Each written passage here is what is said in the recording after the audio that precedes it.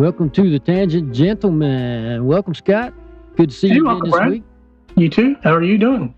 I'm doing well. Had a good week. Got me a, have you ever had Yellowstone? I got a single barrel 7-year-old, and it's pretty daggone good. Yeah. I had it, that was my dad's bourbon of choice way back in the day. And when it came back out, I got a bottle, but it wasn't anything special. I don't even think it had an age statement on it. Yeah.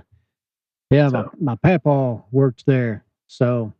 Oh, yeah? Yeah, I'm kind of partial to, or not partial to it, but, it catches my eye when I see Yellowstone on the shelf. And I went in to Walmart, and they had 3 private selections up there of single barrel. They had Elijah Craig, Old Forester, and Yellowstone. And I got them all. Yeah. Single barrels. Yeah. I don't know, sometimes single barrels are really good, and sometimes they're just okay, Yeah. They're not as consistent.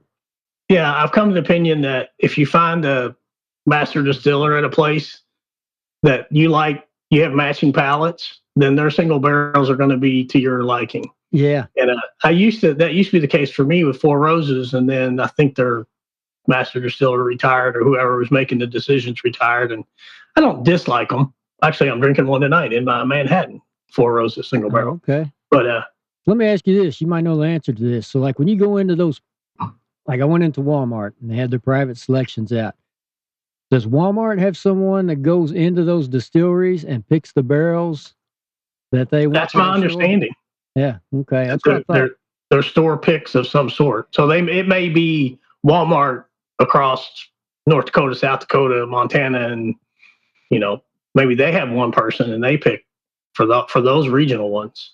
Yeah. I don't know if it's that Walmart that you go to. I doubt it's on that scale. I know if you go to individual stores, like there's a store, Morris's Deli, which is also a liquor store right across the street from me, which, by the way, got name dropped in a Jack Harlow song. I think that's really cool.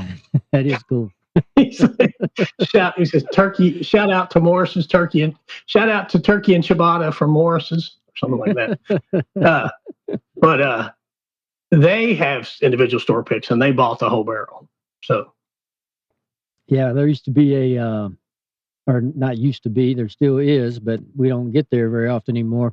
A liquor store down in Litchfield by Nolin Lake in Kentucky that we'd go to, and they always, 4 or 5 times a year they'd have these Knob Creek single barrels, and they were great.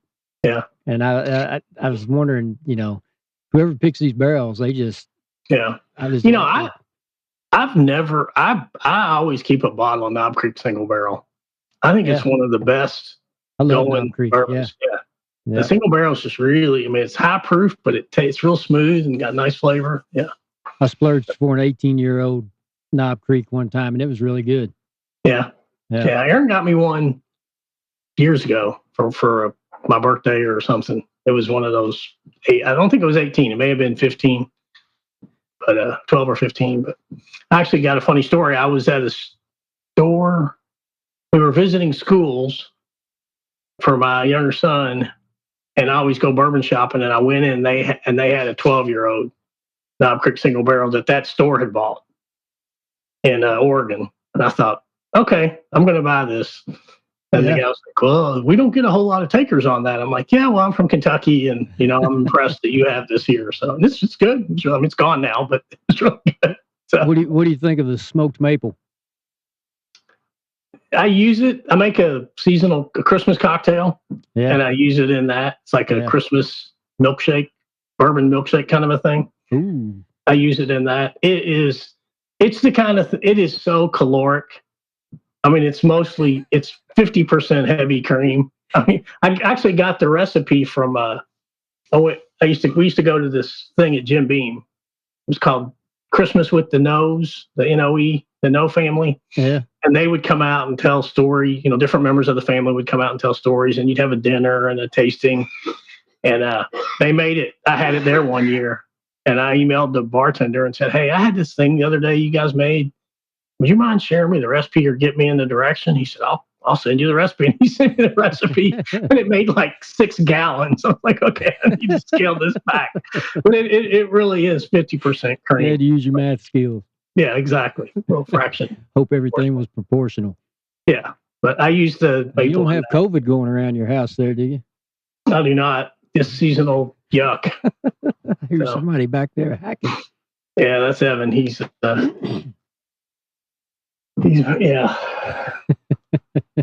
he's actually going. His brass band. He's in there playing in Chicago this week at a conference. So yeah, he's leaving in a couple days. Trumpet playing. They're not. That's not a good combo. That's not. He's fighting through it.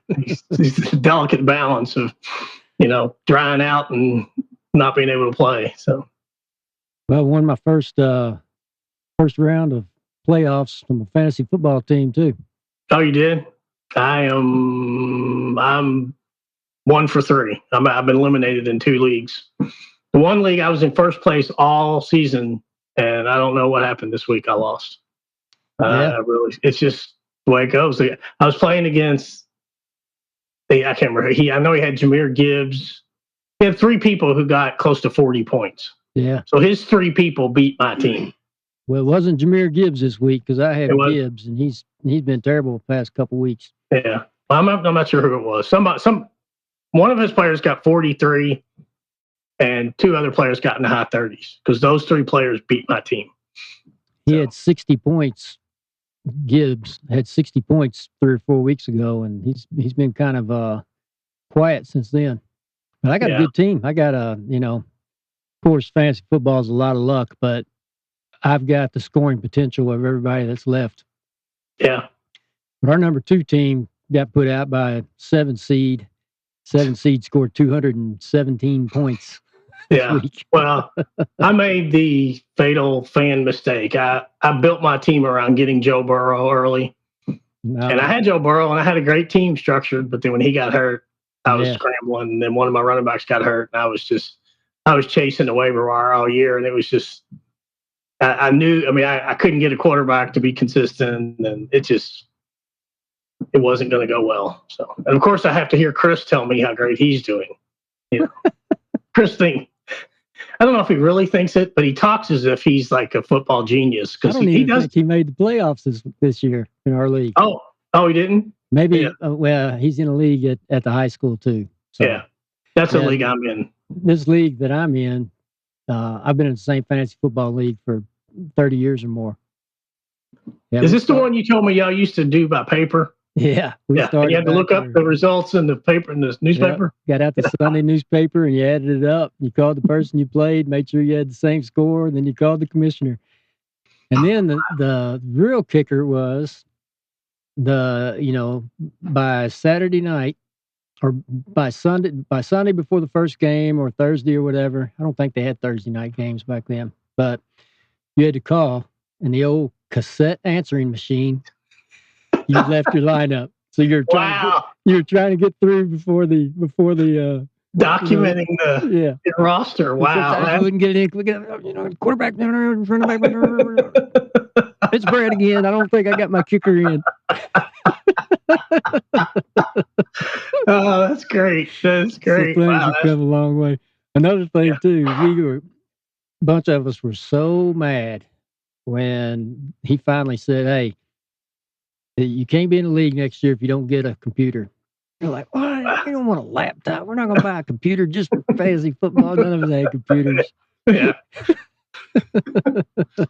Oh yeah, it's ridiculous now. How my son Brian's in a league with a lot of people he goes to school with, and he won last year, and it's a keeper league. And as winner, you get to implement a new rule, a new scoring rule. Wow.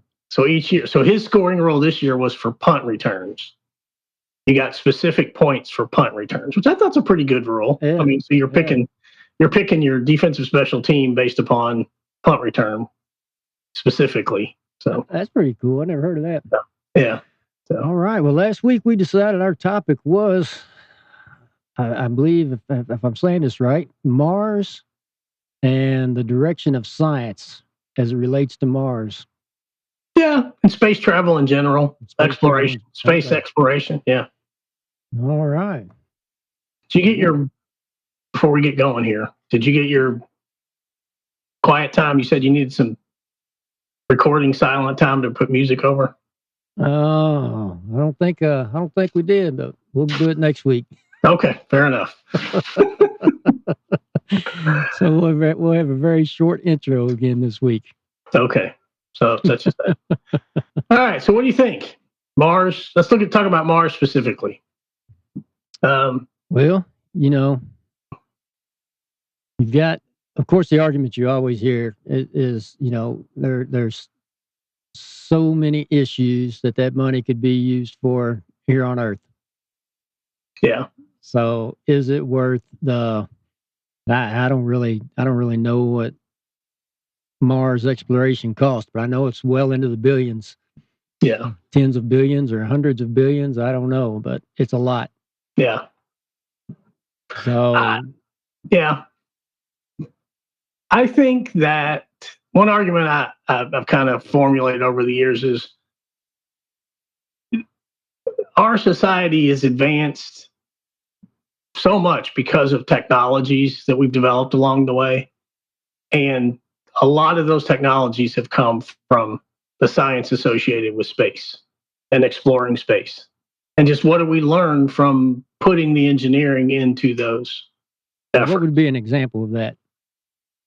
Cell phones. I think it's probably the most common example. Like the radio technology of using satellites to move phone signals around, and the cell towers which bounce off satellites, which send a message to another tower, which comes back to your phone. I mean, that's derived from the space program, from the Apollo space program. You could argue that that's a reason not to explore space. You might get a discovery again, like cell phones. It ruins the world. You're right. Well, there's definitely that. There's definitely that argument, right? That and then I think also we were talking. You mentioned earlier about computers, various needs for computers. I think that did you ever see the movie Hidden Figures? No, I don't think so. Oh, it's a great movie. It's based on a true story. It's about the women, predominantly black women, who worked at NASA, who were excellent calculus students. I have not seen that, but yeah. I've heard about that, and I didn't recognize it by title. Yeah. Well, if you recall, you remember when we worked together and we took kids to that Idea Festival in Louisville? Mm-hmm. Well, one year, some of the women came, a woman who wrote the book and one of the Hidden Figures women came to the Idea Festival and spoke to students. So, yeah. But point being, as it relates to this, they were instrumental. I mean, initially they were called up because they were really good calculus students, literally. And they were the calculators. That's what they called them. But they also developed systems that used computers, old school computers with, reels of magnetic tape to make these calculations. So that need pushed the development of what became personal computers. So again, is that a benefit? I think most would argue it has more benefits than detractions to society. Yeah. So I mean, you got that human humanity always wants to advance technologically and expand. You've got that piece, and I wonder if just that. I don't know. Would you call that an ego piece? I don't know. Would the ego piece of being human and wanting to expand and wanting to advance is that more important than science, or is it? So something I read this week, which I didn't think was related till just now when you said that, is they were talking about how do humans identify as where they're from? Like, is that inherent in the human condition to be from somewhere, or the opposite perspective is we are wanderers? Human beings, by their nature and evolution, they wander. That's what they do. That's what, as a species, we wandered. We were in one place, we wandered to another place, and then eventually we would settle down for whatever reason. So it's the question is, are we inherently wanderers, or in this case, explorers, or are we not? Are we, we stay where we are? So, or do we wander because there's somebody over there to conquer? Or we're afraid of being conquered. I think that's another piece of it, right? Yeah. Do we want to, are we, because you could argue we wander one to, I'm talking like wander off the savannah, 100,000 years ago. We wandered to find more food or to prevent from being food. So that's, to me, that's an interest. Is this just a natural extension? And there is a fair amount of evidence. I actually heard the story within the past 6 weeks talking about who has the right, or is there a right? Is there any legal proclamation that exists for who gets to mine the moon? Like, if it's found out that there are valuable minerals, let's say, like right now, one of the big things is rare earth metals. Rare earth metals are used to make these high power magnets that are in all kinds of technology. Well, there's a lot of global political issues going on now because most of the rare earth metals are mined and owned by China. And so how do we get access to those? Do we get access to those? And so this story I was reading was about, what are the rules? What if they end up being on the moon, or what if they're on Mars? Who gets those? Gosh, that's got my head spinning. We could go 100 different places here because, it's like, okay, if something's unclaimed, or the frontier, or the new worlds, or whatever you want to call it, and you're talking about moon, this could go to Mars too. Right. Who's going to make that claim if they do find minerals there? It was making me think. I just saw a video this week of these motorcyclists were riding trails through South America, through like the Amazon or something, riding dirt bikes, and came around a curve and somebody running in the road and ran into the woods. They just drove up on one of these isolated tribesmen. Yeah. And it's just making me think, you talk about minerals on the moon and somebody staking claim. We've been through all that on the Amazon, and we've had to write, I don't know if there's rules, but, we've kind of decided, hey, we need to stay away from these isolated tribes if we can, because when we go in there, we're killing them either with disease or, I think a lot of times there was some violence too, wasn't there, with all the logging and mining and everything going on in the Amazon. So this article stated that when the U.S. landed on the moon initially, there was this global agreement signed, and it was, I guess, approved by the Congress. And I don't know what made it international, but the implication from this article was a set of rules exist that no nation can claim minerals on the moon. But then the article went on to say is, okay, a nation can't. But what if a private entity lands a rocket on the moon or Mars? SpaceX. Or some Chinese company lands this, and does a corporation have the right to do that? And then they went into this argument of, well, in the U.S. of late, corporations tend to have the same rights as individuals, so therefore the individual has the right. So they're arguing that yes, the corporation would have the right to claim those minerals, which I think is, that's a very fascinating thing. Like, who decides who gets it? Who is the body that makes that decision? So it will probably come down to whoever can demonstrate the most power. Well, that's typically how these things have worked. If we go back to whatever colonial possession people are talking about taking the resources from, I think sadly there's a lot of evidence in this country and in other countries where the people with the power. And I mean, what was that book? Jared Diamond, Guns, Germs, and Steel.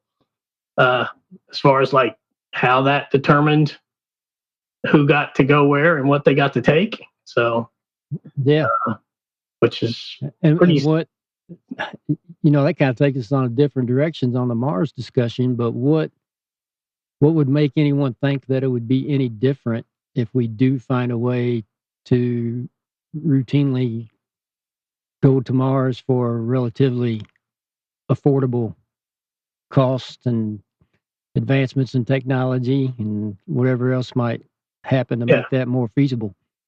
Yeah.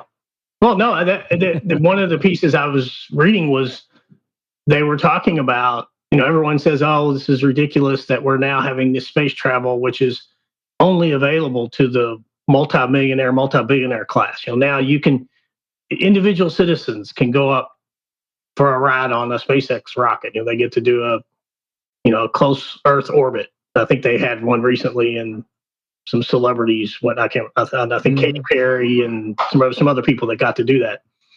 And people were very critical about it, saying, "Well, that's just not right. That's only for rich people." And the person making the argument in this article said, "Well, if you look at the history of travel, there was a time only rich people got to travel, only extremely wealthy people got to travel transatlantic on a boat. Regular citizens in Europe didn't get on a boat and come to the United States. But that changed. Then the same thing happened for the airline industry. Early on, who flew in planes? Commercial planes, wealthy people, business people. And then now it's very common that, anyone pretty much with a reasonable amount of effort can get a fly anywhere in the world. It's not inexpensive, but it's accessible." How much of Mars exploration do you think is looking into the potential to have long-term, for humanity to stay there long-term at some point? People say that, and from what I know about Mars, I feel like the amount of engineering it would take to make it habitable is just, I can't fathom how bad things would have to be here for it to be, oh, let's go to Mars and live. Because the temperature swing alone on Mars on a daily basis is phenomenal.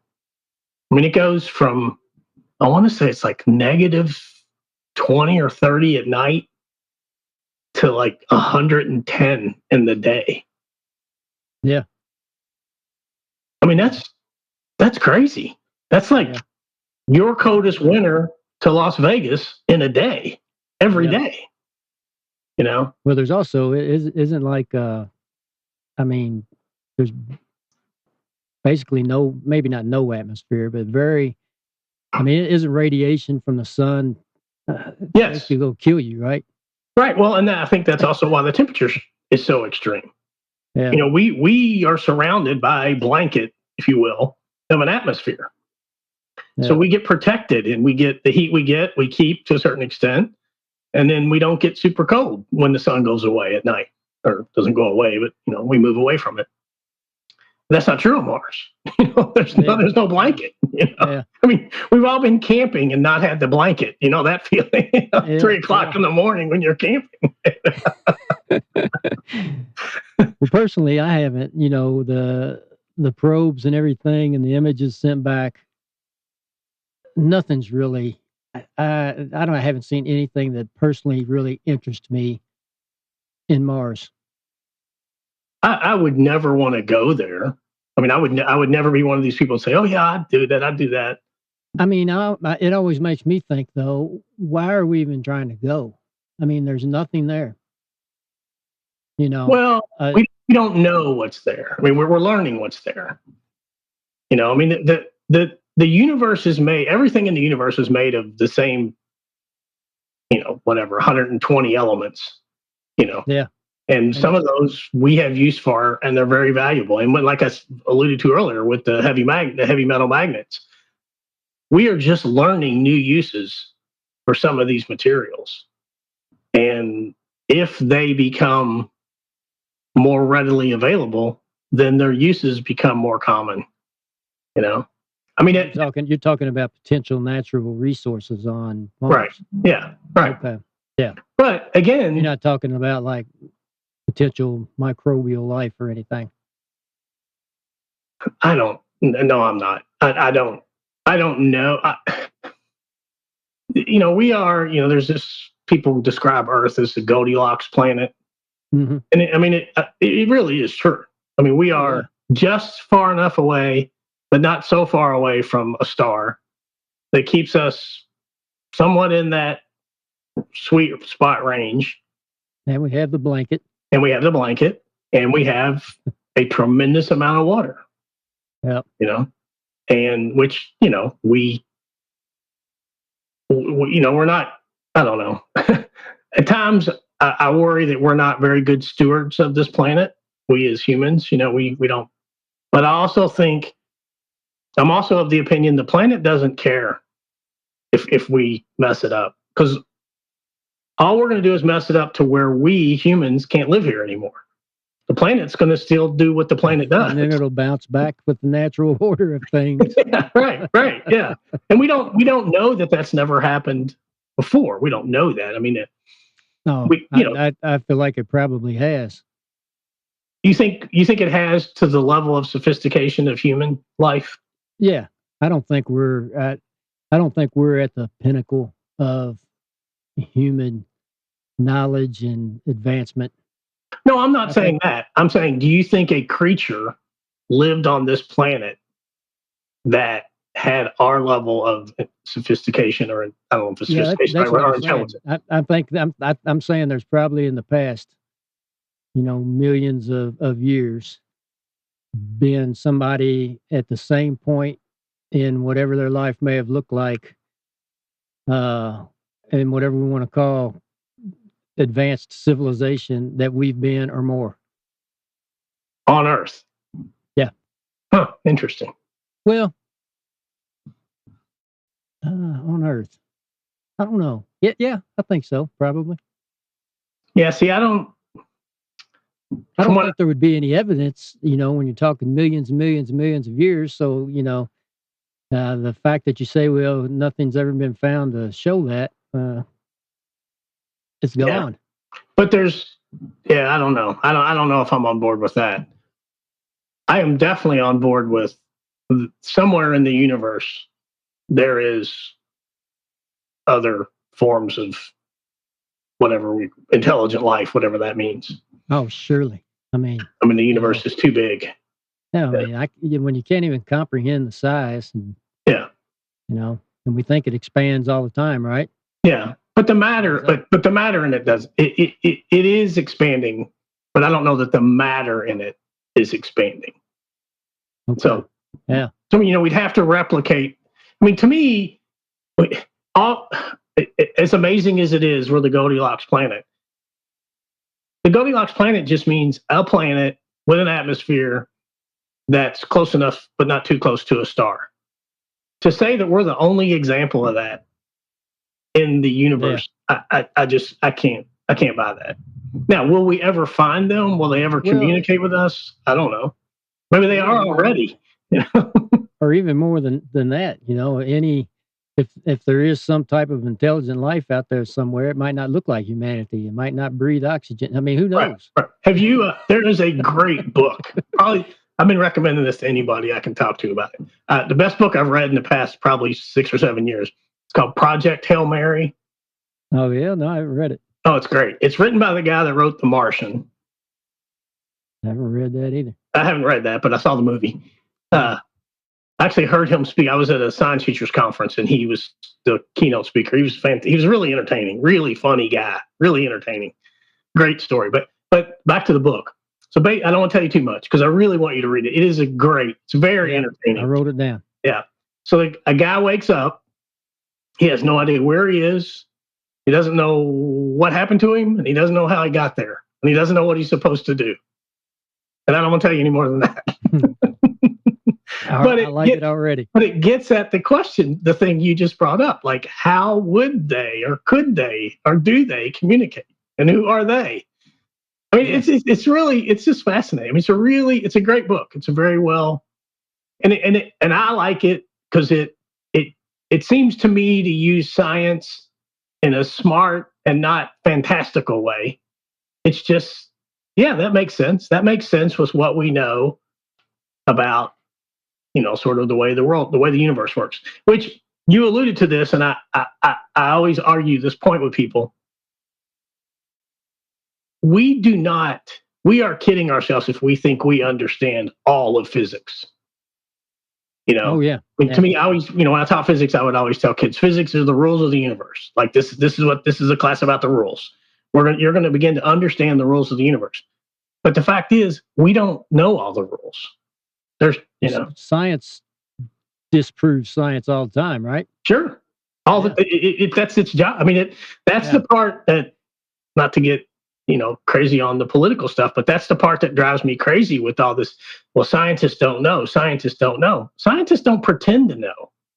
Yeah. Scientists, what we did, or what I did, what we do is we gather information, which informs our decisions, and we make the best decisions or the best descriptions based upon that information.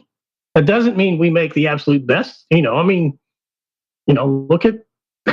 Look at Galileo and Copernicus, just historically. Yeah. Galileo thought, well, he didn't. He actually didn't think, but he wasn't allowed to say because of the church, that the Earth was the center of our solar system.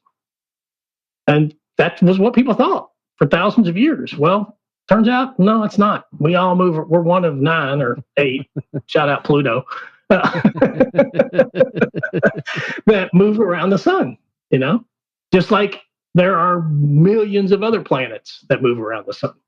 And those planets are all controlled by this, or under the influence of this thing called gravity, which follows a certain set of rules. But that doesn't mean we know all the rules. And that to me is what I always loved about science. I continue to love about science. Learning the rules, learning more and more about explaining how does this work. So, yeah. And I guess that's where I defend space exploration as an example. Well, I like what you said when I asked you the other day, I don't know if we talked about that in the podcast or after we went off, but I said, how much do you think the laws of physics will change in our lifetime? And you said, well, the laws of physics won't change. Our understanding of those will. Yeah. And, I think a great example of this, just within the past 80, 90 years of our life, but depicted, I thought, very well in the movie Oppenheimer. They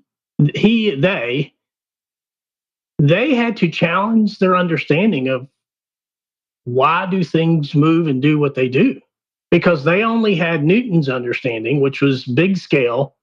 Object A bumps into object B. This is what happens. Well, turns out that's not true on small scale, ultra small scale. That's not true on really small, when you start to talk about atomic and subatomic. And they had to rethink what they thought were the rules. And with that, they figured out how to split an atom. And, that you could argue was called. All right, I'm probably going to butcher this. Like, you take 2 electrons and you split them as far as you want from one another. They always know what's going on with their counterpart. Is that true? You know what I'm talking about? I don't know exactly what I'm. Are you talking about the Heisenberg uncertainty principle? I don't know. I don't think so. So what? I don't know that they know. Like, you can't attribute knowledge to those particles, but you could say that. But there's some interaction. There is some interaction, right? That they maintain regardless of how far they're spread apart. Exactly. Because based upon, again, our current understanding of physics says you have a charged particle, electron, it's negatively charged. You have another electron, which is negatively charged. Those 2 charges repel each other. When they're close, they repel each other a lot. When they're far apart, they still repel each other, but it's probably to a negligible amount. I mean, it's the same argument. I used to say this to students all the time. When you jump, you move Pluto or you move Jupiter, because you have mass.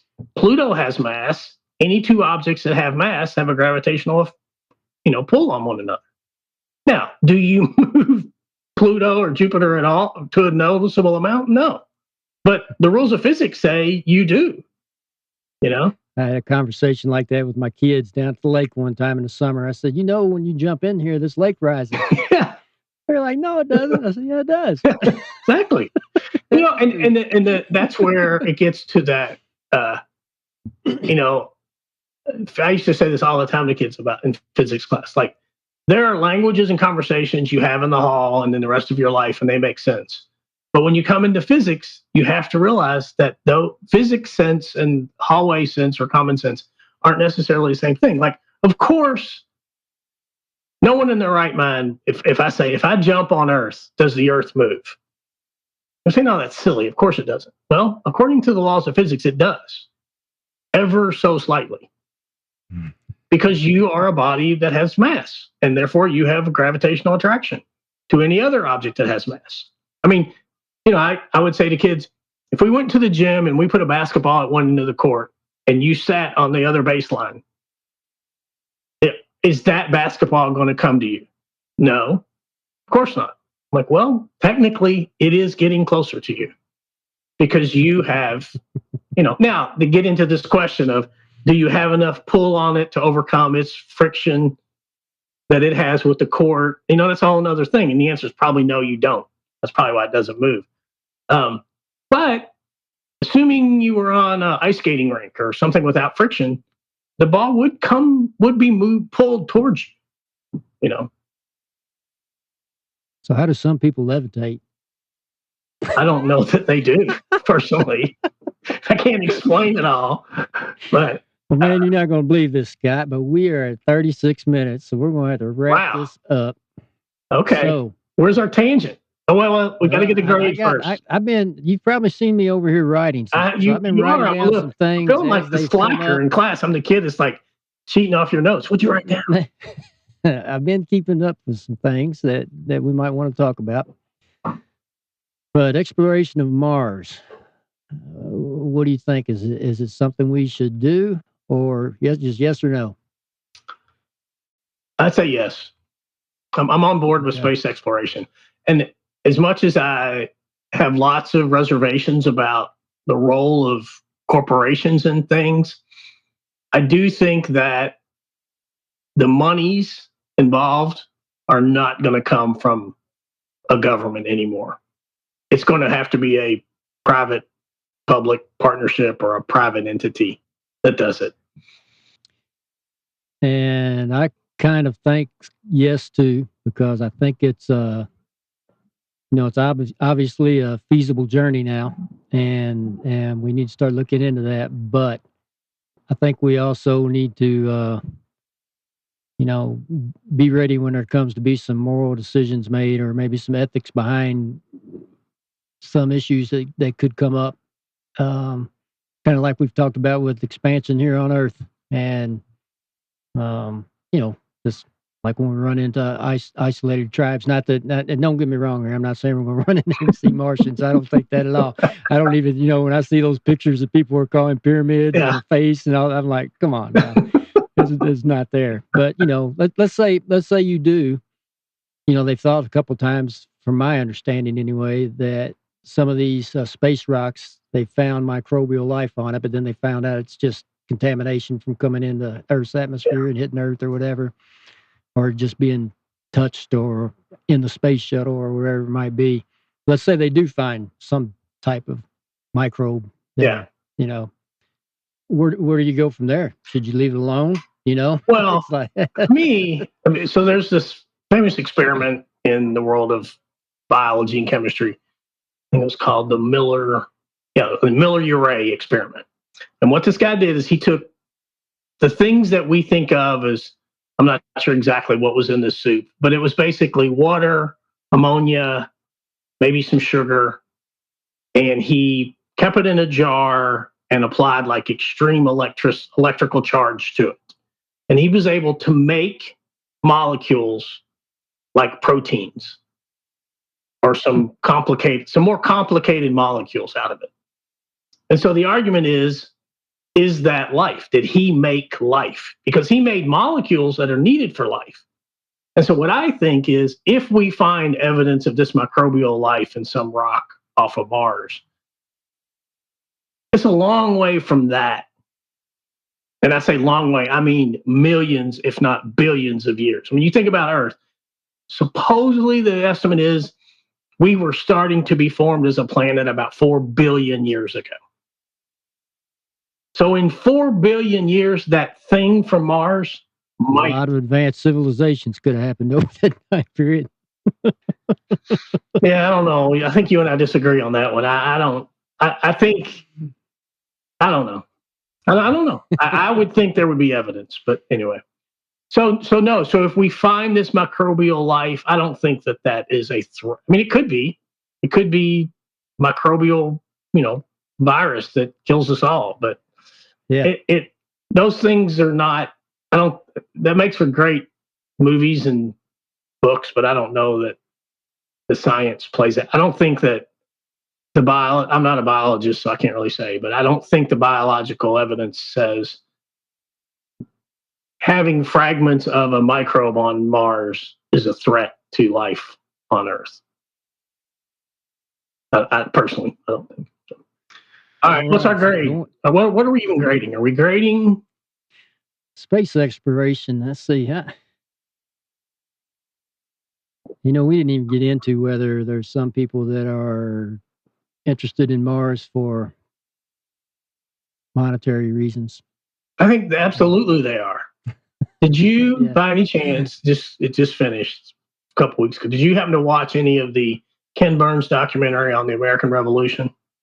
Because it was fascinating, because it talked a lot about the argument of that they all consider themselves British, but we'll say the British loyalists, the people that were aligned with England, the argument that they made to the Native Americans about why they should join their cause.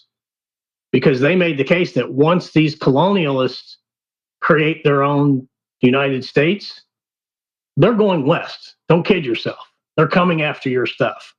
Mm-hmm. And I think, back to your point earlier, is that part of the human condition? Do we feel like we have to expand? Do we want what's next? Do we want what's over the rise? It sure seems that way. I mean, it seems. Yeah. I mean, it's been demonstrated over and over, at least. Yeah. I mean, it's space exploration. I say we're about. I'm going to give us a C. I think I'm going a little bit better. I think we're at about a B-. I think we are. I think we're struggling with how, because I think it is a huge engineering problem. Because getting to the moon was a big deal. Getting to Mars, getting people to Mars, and getting a probe on Mars is one thing, because it takes a long time to get to Mars. The probe doesn't care how long it takes, right? So I actually looked at that today. So how long does it take? So it takes about 6 to 9 months, is what I saw. If I think I have this right. Well, first of all, this is something I never thought about before. But these obviously Earth and Mars they're moving all the time. Yeah. So you have to wait for this window that the alignment is right. That the trajectory is going to get going to make you land in the right place and with the least amount of fuel and all of those things. Right. So there's about a 26-month window between when. So you leave from Mars, you'll get there within a year, but then the next window is going to be about a year away, and then it'll take another little less than a year to get back. So you're talking about, if you did a round trip, just going and visiting and coming back, would be 3 years. Yeah, a little bit less. Which, I mean, think about that. Like just in the practical sense, who? Oh. There's only a certain very thin segment of the population that has 3 years that they can use to go to Mars. I mean, you think about a vacation, Then you'll probably come back and die of radiation poisoning, or you'll be the Incredible Hulk.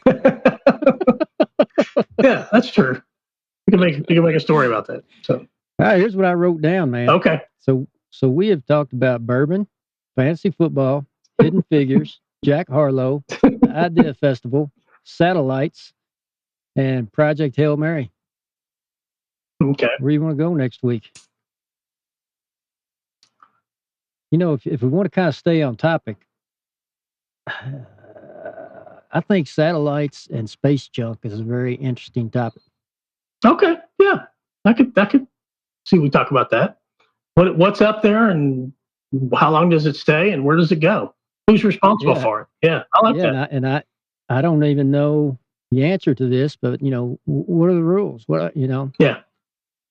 Who was it? Musk that shot a car out there playing Snoop Dogg or something? Did he? I don't know. I don't know. Something like that. All right, so next week we'll go with satellites and space junk and anything that goes along with that. So are we I don't know where we're at on do we want it? Does Connor Johnstone still does he work for SpaceX? Oh, he's worked for a few different places. Another country hired him for some study they had going on recently. He was working for I don't know if it was, I don't even know what country it was, but he was working for some overseas company to help them. Might have been with satellites. Yeah. For some reason, I thought maybe get him on. I don't know. I mean, he obviously, he'll make us both look stupid, but that's okay. I've made myself look stupid plenty of times. I don't need somebody else. Well, that's the thing about, coming in these without talking to each other. I'm sure we're going to say some stupid things every now and then, but we've got an excuse, man. Hey, we're intentionally coming in. We're what? Underprepared. We're intentionally coming in underprepared. Yeah. So, we're just here to have a conversation. Yeah. Well, man, that was great. We'll see you next week. All right. Talk to you guys next time. All right. We'll see you, Brad. See y'all later.